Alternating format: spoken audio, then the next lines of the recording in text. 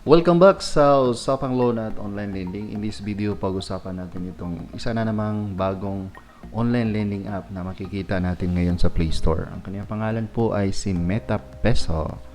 Parang tunog familiar lang, no? Meta. Parang si Facebook lang, Meta. So, Meta Peso. Nakikisabay ito sa matunog na pangalan ni Facebook. So, yan po, makikita niyo po ang kanyang logo. Pero mukhang familiar. Mayroong katulad nitong logo na to na I think na nagawa na natin ng review for several months na.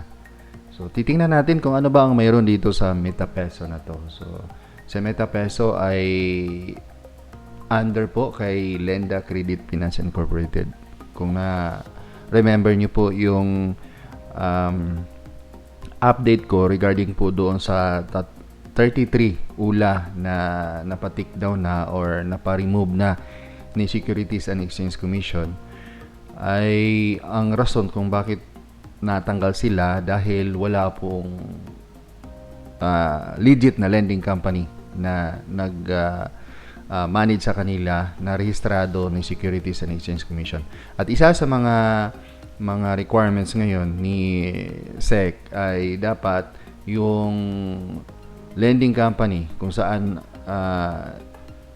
rehistrado sa kanila dapat nakalagay sa sa online lending app kung sakaling ipalabas nila ito sa Play Store or i-advertise nila anywhere.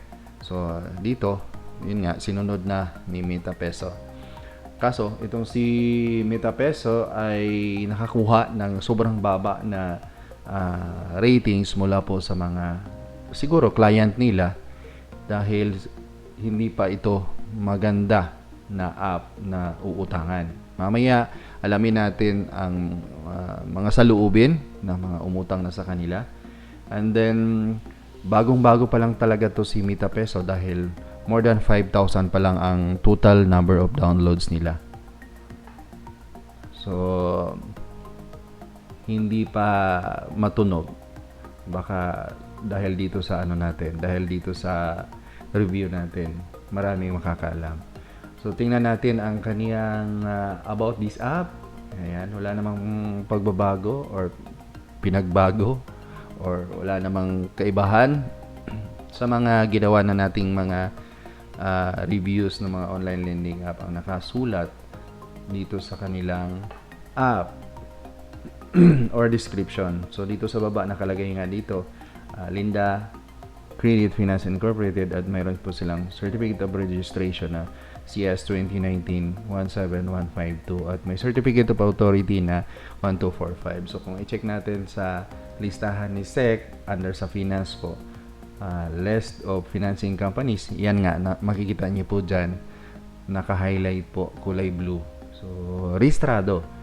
So, sa factors na tinitingnan natin kapag nag-review tayo ay pasado po si MetaPeso sa factor number 1. Ano ba yung mga factors na tinitingnan natin? Factor number 1, dapat po ay rehistrado sa Securities and Exchange Commission. Pangalawa, dapat po ay hindi siya loan shark. Pangatlo, dapat po hindi siya data privacy violators. At ngayon po, mayroon na po tayong pang-apat na factor. Alam nyo ba kung ano yung pang-apat?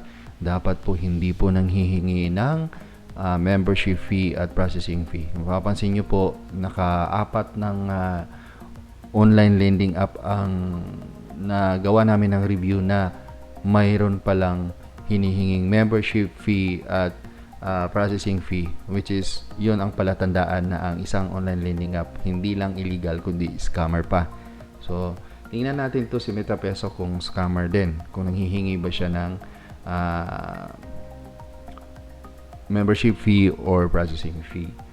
So sa factor number 1, pasado si MetaPeso dahil rehistrado po siya sa Securities and Exchange Commission.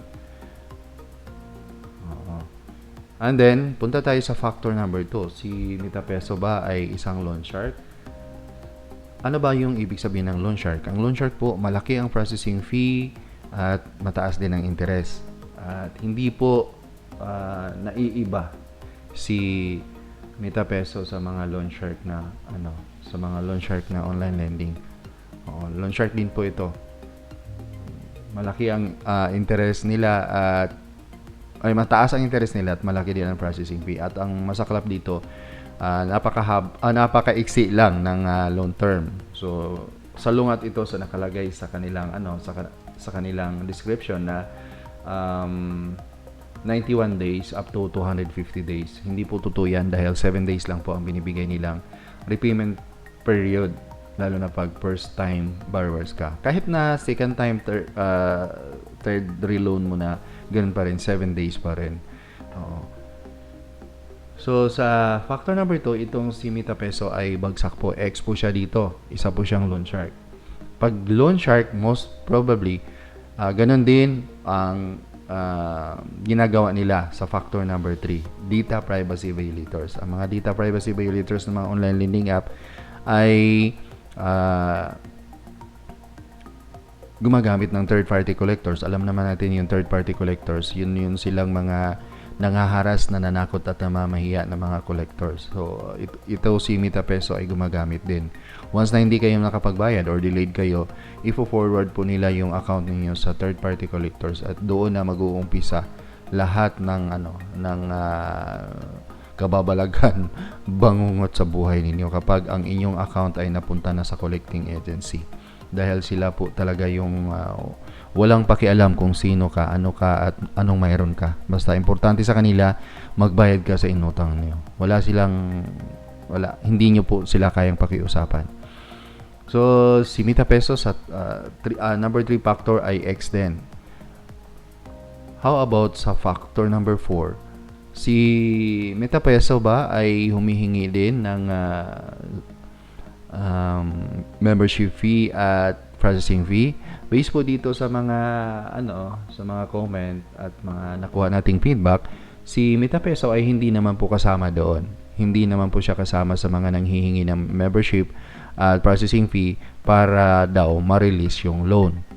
So itong si Mita Peso, ang sabi pa dito, for lending app daw to. For lending app. Then yung kanilang app palagi lang daw nag-down. So marami ang nagreklamo na imbis na due date nila, hindi sila makapagbayad kasi hindi naman mabubuksan ang app. Normally, iyan ang mangyayari sa mga bagong app. Marami pang inaayos na mga siguro bug sa app.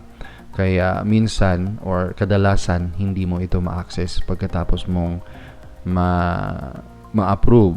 Ang problema lang kasi ang binibigay po nilang repayment term ay 7 days lang. So maaabutan ka talaga ng down. So overall, itong si Mita Peso ay hindi po siya rekomendado dito sa usapang loan at online lending. Kaya layuan po ninyo at huwag niyo pong subukan kung ayaw niyo pong magkaroon ng problema. Alam naman ninyo kung anong kahinatnan kung sakaling kayo ay hindi makapagbayad sa kanila. So katakot-takot na panghaharas at pamamahiya ang matatanggap ninyo sa kanila. Hindi kayo papahingahin nila. Kahit 10 oras ng gabi, mayroon pa nga nagsabi sa atin na kahit 12 midnight ay mayroon pa rin naniningil at tumatawag. So umiiwas po tayo sa mga ganitong klaseng online lending app. Isa lang ang rekomendado natin dito, si Tala Philippines lang. Kung gusto niyo pong umutang or hindi pa kayo nakautang, umutang po kayo pero please bayaran niyo po. Dahil si Tala ay mapakiusapan yan, mabait at napaka-flexible po yung mga CSR nila. So sana po ay mayroon kayong natutunan at kung gusto niyo po ang video na to, paki-like and share and huwag kalimutang mag-subscribe at i-hit ang aming notification bell. Abangan niyo po ang aming next review, next upload. Maraming salamat po. Paalam.